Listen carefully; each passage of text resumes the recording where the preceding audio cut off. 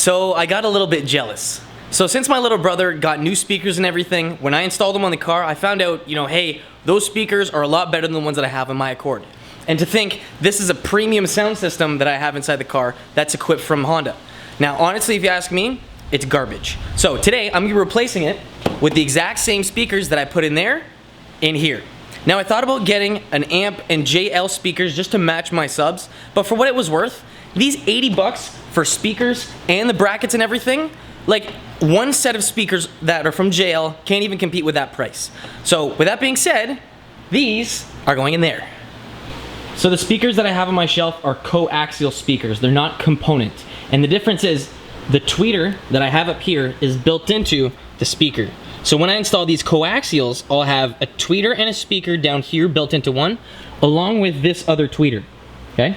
So to get access to it, we got to take off the door panel. And the first thing we have to do is remove anything that we have in here from, change, letters, gum, whatever. Then from there, we're gonna have to remove this little clip up there to expose 2 screws.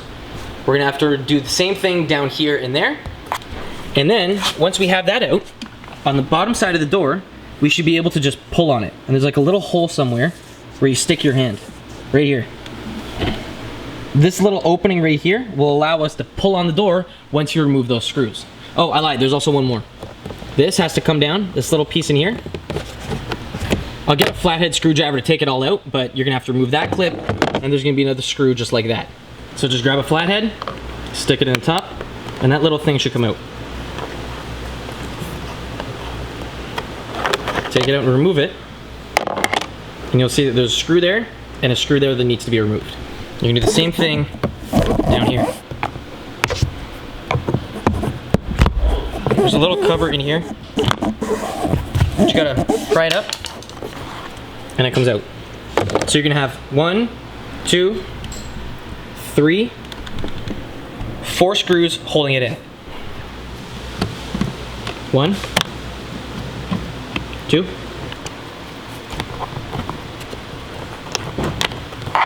3, 4.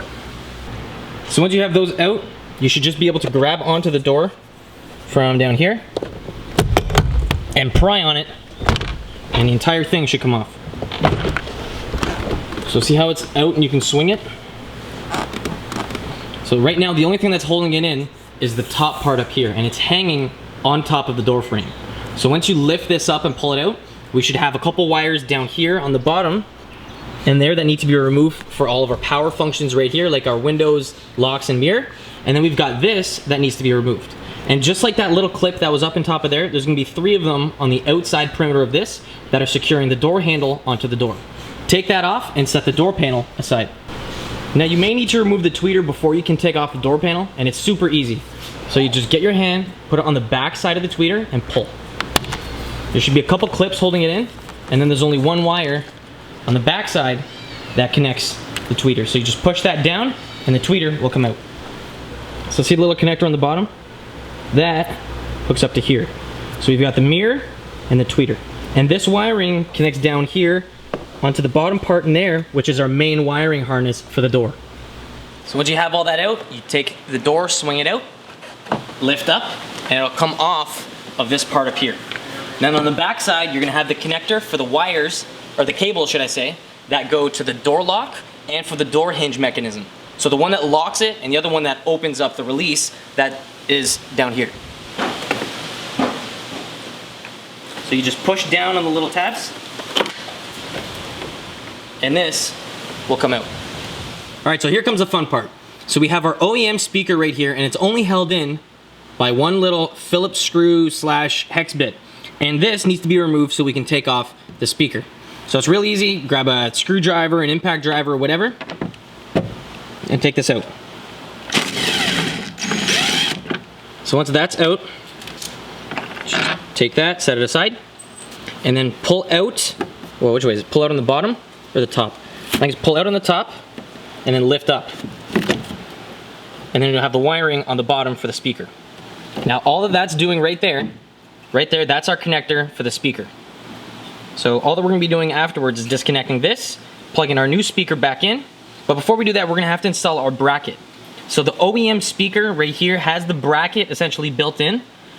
We actually have over here a set of brackets that we're gonna need to install so that we can install these speakers in the car. So because these are held in with screws and the OEM speakers are not, we need to install these brackets onto the door frame so that we can put screws through all this. So the speaker, disconnected on the bottom, take it out, grab one of the brackets, and we're gonna have to install this and clip it in. So the way it works is on the bottom two little clips right there that we removed when we took out the OEM speaker, you slide those in first, and then you're gonna have to grab that screw that we removed on top and feed it back into that little hole. It's going to allow us to install our new speaker onto this little adapter. You don't need it super tight. You just want it so it won't go anywhere. And like that, it's secure. So before I go any further with the install, I'm just gonna clarify what all this stuff is. So all of this stuff that you see around the door, along with inside there, that's called sound deadening. Now all that it's supposed to do is it's trying to increase the mass of the door so that when the speaker starts to play music, all of this, the thin metal, won't want to shake as easily. So when you install this on the car, everything is gonna be more dense. And especially, it makes a big difference if you put it around the speaker down here and everywhere on the doors. So if you guys are gonna be putting sound deadening on your car while you're doing audio upgrades, I would do it on the doors, the speakers, the roof, and any other piece of metal that will shake when you turn up the speakers. So the one area that on my car that I noticed was shaking a lot was up in here. So I took this off and put sound deadening all up inside of here. So the lights wouldn't, they wouldn't shake, this wouldn't come down, and anything else up here wouldn't shake as well. Now I did the trunk, I did these, so I did these panels here, I did up there, I did the trunk lid, the rear deck, including up there. I went ahead and took everything out from the backside, and you can see all of the silver stuff that's in there. So I've got it in there, all back in there. Well, it's like a little bit further down, but I did the entire trunk, along with up in here. So if you guys do that, you're gonna notice a big difference on audio quality when you guys are driving in the car. But back to it. So to the install, we're gonna have to cut off this little connector right here at the wires, and we're gonna have to connect our new wires right here for our new speakers to hook up to it. So we're gonna have the two wires back there that need to be wired up to these two right here. So first things first, we're gonna have to cut this little connector right here off. So I've got a set of wire strippers, and at the end, you can cut off the wires. So just hook it up in there like that and give it a snip. There's the front one. And there's the back. Now next up, we're gonna have to strip the wires just to bring back a little bit of the metal that's on the inside of them. So for the wires, all I did so far was I just spun them onto each other. Now when they're like this, you're gonna have a good connection to the other end. Now just to protect this and make sure that it's gonna be okay against any weather, I'm gonna be putting a little bit of shrink wrap over top of each end. So I'm just gonna put a little bit over top of each one and then heat it up so it seals over the entire thing. And now with those two connectors just like that, these are both secure, and I'm gonna put these together and then use some electrical tape and wrap this all together so it doesn't move. Now I'm just gonna be wrapping the end of it. Now you don't have to do this right now, this is still good. Like, we could leave this the way it is, but just because I'm a little OCD, I'm gonna put it and together. Now just because I'm a little OCD, I'm gonna put it together and wrap it up so it doesn't move or have the chance to open up. Now once you have the bracket aligned up and you make sure that it all fits, you're gonna need to take off the bracket and then mount the screws through the backside. At that point, this speaker is gonna be more or less the same size as the OEM speaker that was in here. And then at that point, all you're doing is wiring up and hooking up these two connectors right here onto the back of the speaker. Once you have those in, you're gonna grab your big bolt and insert it in there with the speaker installed. So now that the speaker's mounted up and it's secured in place, it's not going anywhere, turn on your car, hook the negative terminal back up to it, and test this out and make sure that this works. If you're not getting any power out of it, switch the polarity, so get the two wires on the backside and switch them from left to right and right to left, or the other way around. That's gonna fix the problem if these speakers are not working. So just a little side note, if these speakers are being painful and don't wanna go in for you, you might have to trim around the outside bezel like I did right here. Now let's see if I can focus on this. When I got to the top part up here where the screw goes in, I had to trim this down so that the bolt would fit in there. Now I did that for this speaker, and I also did it for this one. And because these speakers are the same for the fronts as they are for the backs, you're gonna have to do this to each one of them if you have an Accord like I do. So once you have all of this working, it's now time to put the door panel back onto the car. So you're just gonna be installing everything in the reverse order. So you're gonna be installing this first, then you're gonna be worrying about these little electrical clips down here, one for the electrical parts at the front, and the second one up here for the mirror. Once that's in, you're gonna be putting those screws back in, so the one here, two up there, and where's the other one? Underneath here, it goes into here. And once you have that installed, it's just a matter of putting the tweeter back in, turning the car on, and then listening to the sweet music. Now don't forget to reinsert these little plastic pieces that cover up these little areas right here. Here's one, here's two. It's a lot easier when you have two hands doing this. There's two. Oh, where's three? Oh, there's three. That just slides right in there. And just like that, guys, we're done the install. Now, I've gotten so many comments asking me what is up with the back right here. What's going on back here, and why is all that exposed? Well, the reason why that's all exposed is so that I can get access to the speakers that are found back here. So right here we've got one speaker. This is where the OEM subwoofer was, and there's another speaker back here. Now, while I'm at it, while I'm changing out the front speakers, I'm also going to be swapping out these stock ones back here, so 1 and 2, with the exact same Kenwood speakers that I'm installing in the front. Now, I've already got my subwoofer installed with the amp right here, and I've got a ton of low end, but I need more mids and highs, and that's why I'm going to be replacing those speakers, and it's the exact same process. On the back, we've got our speakers right here, and if you can tell, we've got one bolt holding it in, just like we had on the door panels.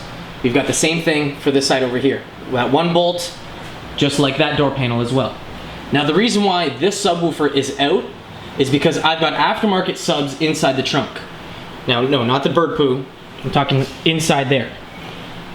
And this allows me to allow more air movement go from my subs to inside the cabin. And that's gonna improve audio quality. So the subs that are pumping back here, if they have more movement going into the cabin, you're gonna feel the bass a lot more than if I had the OEM subwoofer still installed. Now when swapping out the OEM speakers for the aftermarket ones for the rear, I find it easier to go through the trunk. Now whichever one you're working on, just follow underneath, and you're gonna be able to see all the connectors underneath here, along with everything else that needs to be spliced. So you can see that right there, we've got our wiring harness that connects right up to the speaker. You disconnect that, and then you're gonna install the new wire.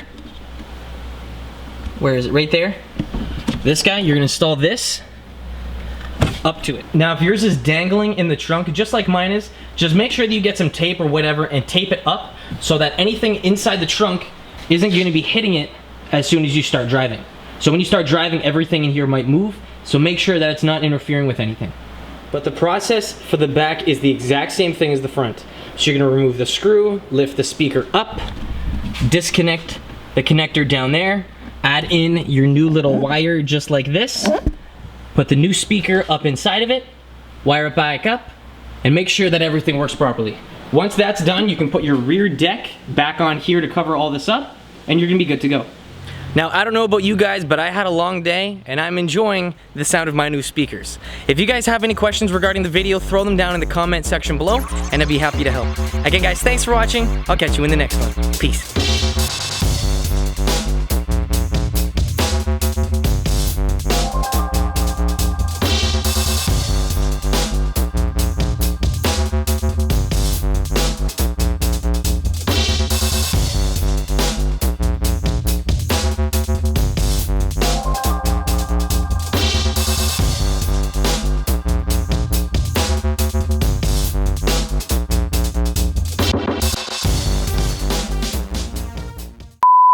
So I messed up.